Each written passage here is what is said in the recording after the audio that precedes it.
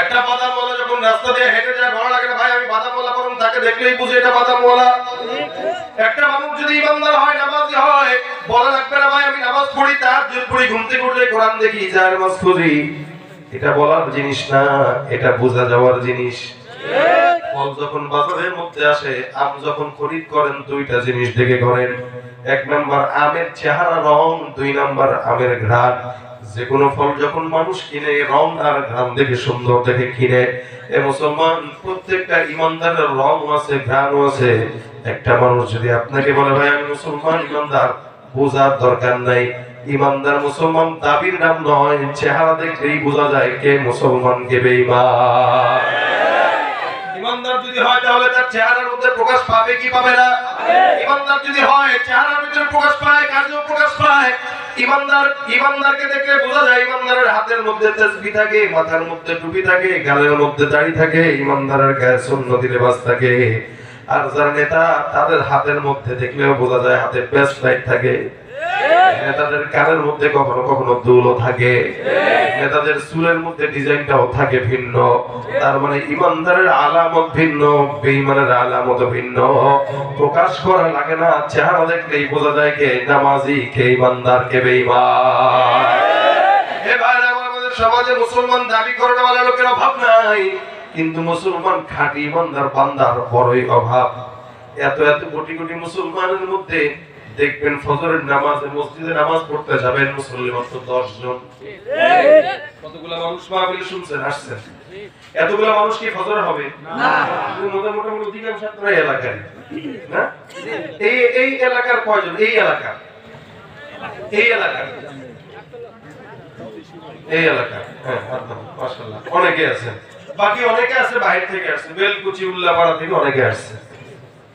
তাহলে এই যে যারা হাত তুললেন, আপনারা ফজরের সময় কি হিসেবে দায়িত্ব দিয়ে তারা আসে কিনা মসজিদে? দেখবেন মাশাআল্লাহ দিলে এদের সবাই ঘুমের মধ্যেই নামাজ সেরে দিছে। ঠিক না? রমজান এলে রাখো না রোজা, দিনকে করো আঘাত, পয়সা কড়ির নেই তো অভাব, দাও না তো যাকাত।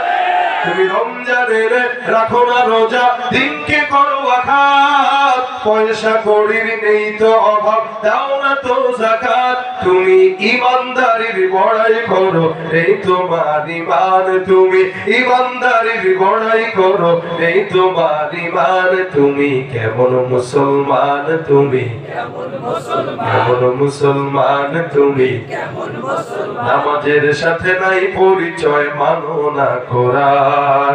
নামাজের সাথে নাই পরিচয়, মানো না কোরআন। তুমি কেমন মুসলমান, তুমি কেমন মুসলমান। তুমি নবীর উম্মত দাবি করো, সুন্নাহ মানো না। নবীর অপমানে তোমার হৃদয় কাঁদে না।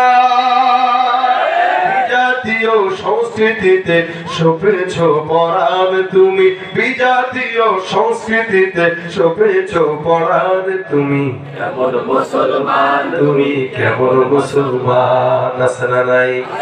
সুদের টাকায় প্রাসাদে গড়, ঘুষ ছাড়ো না। দিন দুঃখী না খেয়ে মরে, খবর রাখো না। সুদের টাকায় প্রাসাদ গড়, ঘুষ ছাড়ো না।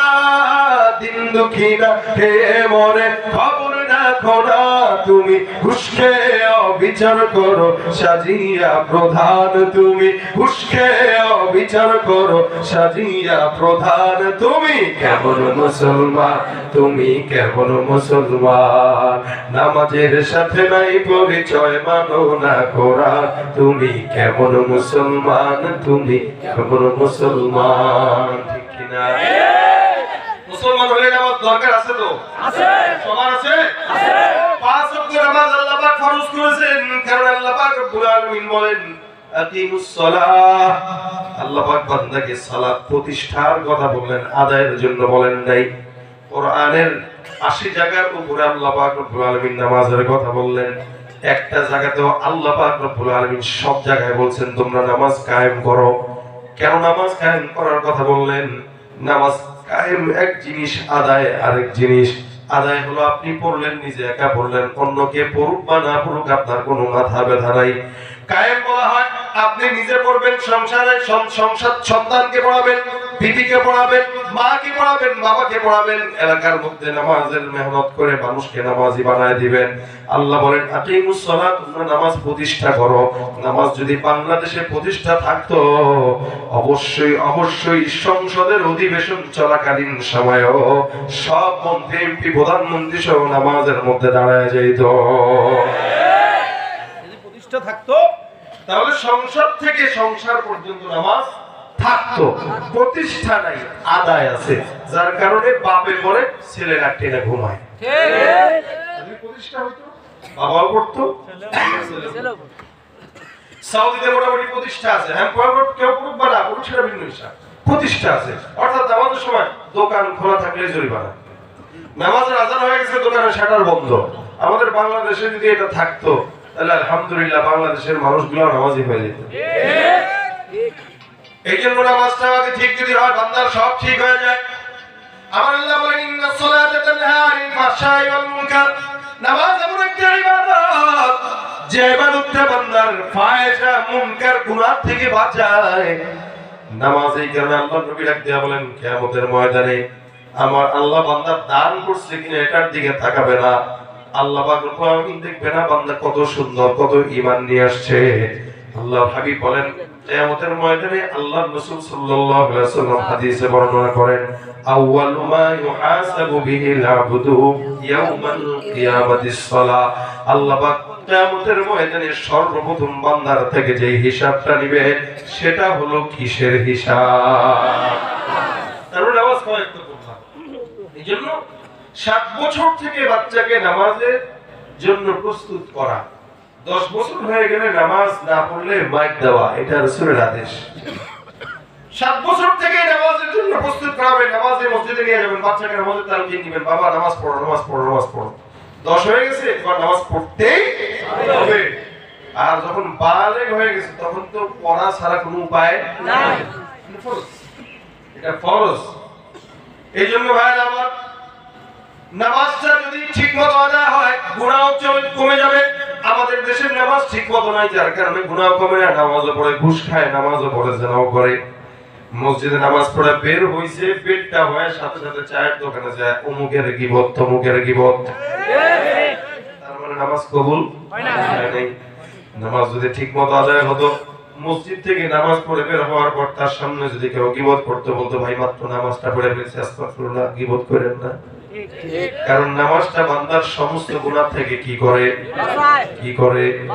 ঘরের বউ নামাজ পড়ে না, আপনি নিজে নামাজ পড়ে পড়ে উল্টে আছেন, কিন্তু বউ নামাজ পড়ে না, কেমনে পড়বে? বিয়ে যখন করছেন তখন তো বুঝেন নাই, দাড়ি কাইটা সুন্দরী মায়ের জন্য বিয়ে করছেন, যার কারণে ঘরে বউ ঢুকে নাই, ইবলিস ঢুকছে। আর যদি দাড়িটা রেখে বিয়ে করতেন যে না আল্লাহ আমি কালা পাই ধলা পাই যাই পাই, একটা নেককার বিবি দরকার, আরে দাড়িটা রাখছি আল্লাহ দাড়ির বরকতে তুমি নেককার বিবি দিও, তাহলে ঘরে নেককার বিবি যাইতো, খান্নাস যাইতো না। আমাদের যুবকেরা সুন্দর বিয়ে করার জন্য এমন পাগল হয়, দাড়ি মারি কাইটে হ্যাঁ এত স্মার্ট হয়েছে, চুল রাখছে এরকম যেন স্মৃতিসৌধ। স্মৃতিসৌধ দেখছেন আপনারা? এই চোখা এরকম করে যায়, চোখা ওর চুলের ডিজাইনের চোখা, এদিকে কোনো চুল নাই, দুপাশে কোনো চুল নাই, টাকু এদিক দিয়ে কিছু সজারু কাটার মতো চুল রেখে দিয়েছে মাঝখানে। আবার প্যান্টের মধ্যে ছিঁড়া আছে 14 জায়গায়, হাঁটুর মধ্যে ছিঁড়া, রানে ছিঁড়া, পাছায়ও ছিঁড়া আছে কিনা?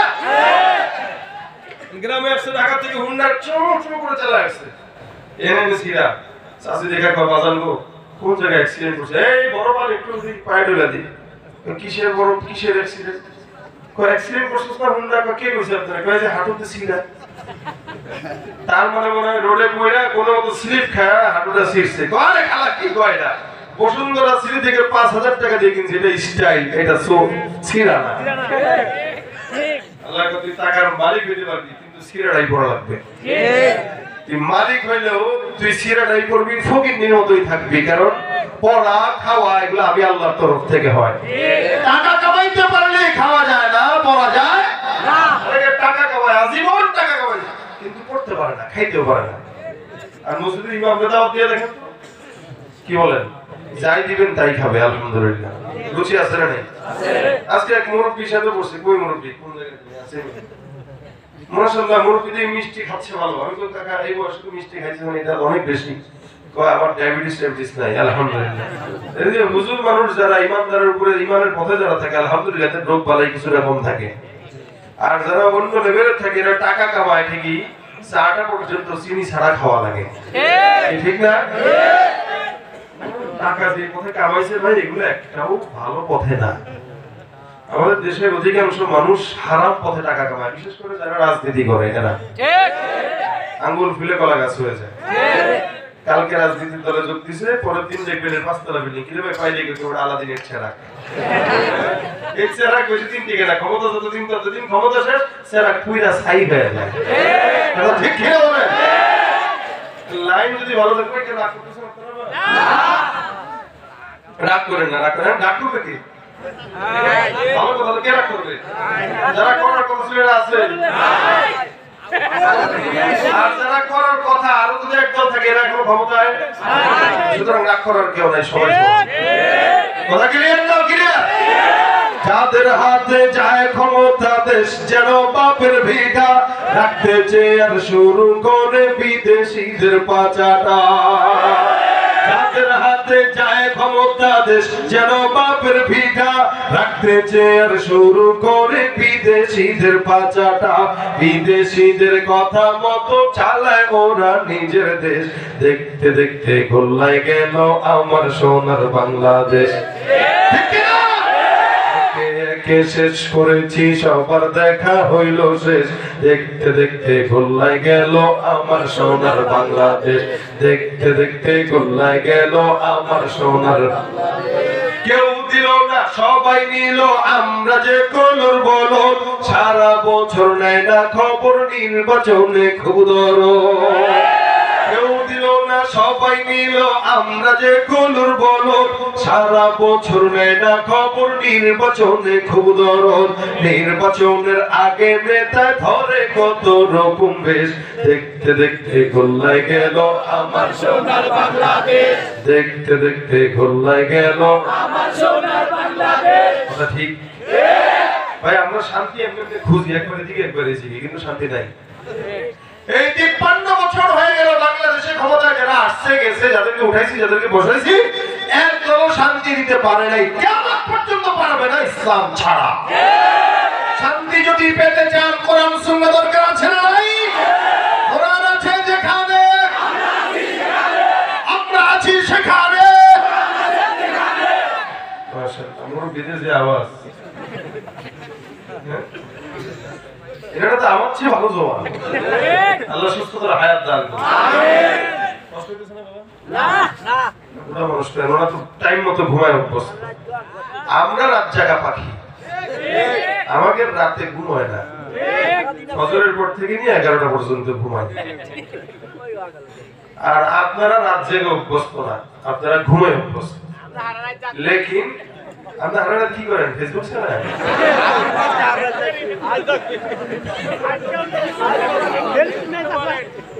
নাকি মানুষের সম্পদের দায়িত্ব নিয়ে আনেন? কোনটা আবেগে খেলায় গেলেছে ভাই? ইনশাআল্লাহ আমি আপনাদেরকে বেশিক্ষণ জ্বালাবো না, আগেই বলে দিছি। আমি চলবে চলবে, ঠিক আছে চলবে, হ্যাঁ চলবে।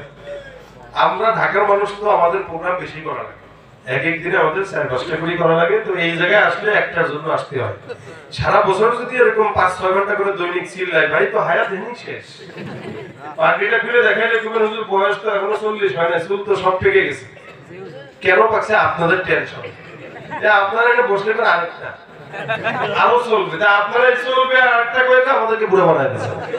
আজকে অন্তত বুড়া বানায় না, যতক্ষণ থাকেন ততক্ষণ আওয়াজ এমনি থাকলেই আমার তো মনে হচ্ছে ঘুম নাই আজকে,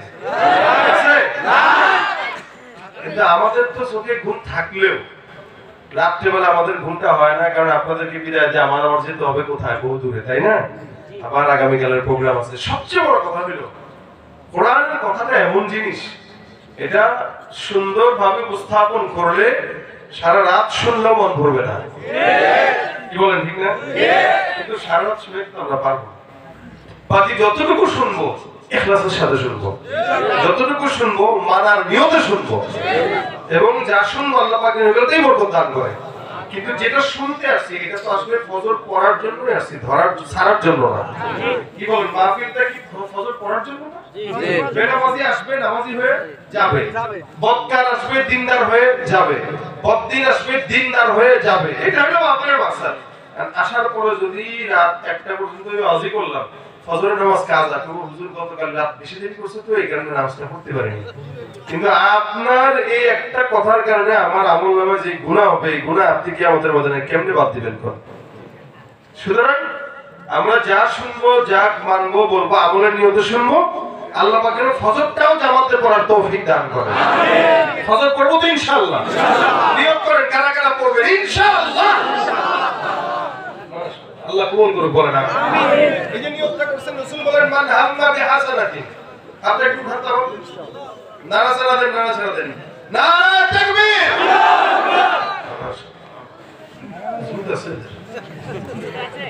ভাই। এই যে নিয়ত করলাম নামাজ পড়বো ফজরে, এটা ফায়দা আছে কিনা? রাসূল সাল্লাল্লাহু আলাইহি ওয়াসাল্লাম বলেন মান হাম্মা বিহাসানাতিন, কেউ যদি নেক কাজের নিয়ত করে কিন্তু ফালাম ইয়ামাল, কে এই কাজটা সে করে নাই, আল্লাহ রাসূল সাল্লাল্লাহু আলাইহি ওয়াসাল্লাম বলেন কাতাবাল্লাহু লাহু হাসানাতান কাবিলা, আল্লাহ তার আমলনামায় পরিপূর্ণ একটা নেকি দান করে দিবেন। সুবহানাল্লাহ। নিয়তটা খালি করছেন, নিয়ত, কারণ নেক কাজের নিয়ত করলো, করে নাই, আল্লাহ কি দিবেন? কি দিবেন? নেকি রেখে দিয়েই দিবেন। আর যদি কেউ করে তাহলে 1 থেকে 700 গুণ পর্যন্ত সওয়াব দান করে দিবেন। সুবহানাল্লাহ। সুবহানাল্লাহ। তাই বছরটা নিয়ত করছেন করবেন, আল্লাহ সওয়াব দিয়ে দিয়েছে অলরেডি। এটা যেন আমরা পড়ি ইনশাআল্লাহ। এটা ফরজ, এটা কোনো নেক মানে নেক কাজ না, এটা ফরজ কাজ। আমি বলছিলাম আমাদের নামাজ সে গলত, আমাদের নামাজ সে গলত, যার কারণে আমাদের গুনাহ হয়। নামাজ যদি ঠিক হইতো গুনাহ হইতো না, নামাজ সহি শুদ্ধ হয় না। আমরা নামাজে দাঁড়ায় যারা দোকানে চিন্তা করি, এই দোকানে আজকে নামাজটা পড়তে আসলাম, আরে বুঝলি লম্বা কেরাত নিছে, একটু ছোট কেরাতটা নিলে আবার যদি কাস্টমার চলে আসে বড়টা রেখে আসছি 5,000 টাকা নাই রে। আসলে এটা বাস্তব। আমরা নামাজের মধ্যে দাঁড়াই, সামনে এখানে লেখা আছে লাল বাতি জ্বলাকালীন সুন্নাতে নিয়ত পড়া নিষেধ। লাল বাতি জ্বলাকালীন নিয়ত যদি করে ফেলছি, সংক্ষেপে ছেড়ে দিন, চাই কিনা চোখ। আবার নামাজ পড়তেছে সুন্দর করে, আবার পড়ছে, ওইটা আলহামদুলিল্লাহ রাব্বিল আলামিন আর রহমানির রহিম মালিকি ইয়াউমিদ্দিন, তাকায় দেখে ও মোবাইল বন্ধ করুন, নামাজের মধ্যে বন্ধ কিনা, আবার প্রোগ্রাম দেয়। আবার নামাজ পড়তে দাঁড়ায়, এদিক দিয়ে কয় জুতা সরাতে সাবধান, গায়ে না কয় কি জুতা সরাতে, জুতাটা বাইরে রেখে আসলাম, 2000 টাকা দিয়ে কিনছি কালকে। তাই বলে এত টেনশন থাকে নামাজ কেমনে পড়বে? এই কারণে নামাজের সালাতের মসজিদ এটা না, মসজিদে নামাজের সামনে কোনো কিছু ঝুলাবেন না যদি থাকে নামাজে, কারণ এই সমস্ত ক্যালেন্ডার, ওই যে নামাজের সময়সূচি আজই মনে হয় নামাজে দাঁড়ায় নামাজের সময়সূচি মনে বুঝলেন, আমাকে রাতে এসে প্লিজ আমি একটু পড়ি, শারীরিক চর্চা করি, ক্যালেন্ডার যা আছে ওগুলো সাইডে দিবেন, দুই সাইডে দিবেন, পিছনে দিবেন, সামনে দিবেন না, কারণ আপনার এই সামনে থাকার কারণে নজর বাবার ওদিকেই যায়। কি বলে এটা আমি কেমন জানি, আমার তো যায় নাকি, সবাই যায়, আমার তো চোখ ওদিকে যায়। এই কারণে নামাজ এমন ভাবে খুশুর সাথে মানে কি, নামাজের ভিতরে পরিপূর্ণ একাগ্রতা, আল্লাহ পাক রব্বুল আলামিনের পরিপূর্ণ ভয়, এটা নামাজে থাকবে। কেমনে? নবী করিম সাল্লাল্লাহু আলাইহি ওয়াসাল্লাম বলেন আন তা'বুদাল্লাহা কাআন্নাকা তারাহু ফা ইন লাম তাকুন তারাহু ফা ইন্নাহু ইয়ারাক। এমন ভাবে নামাজ আদায় করো যেন তোমার আল্লাহকে তুমি দেখো।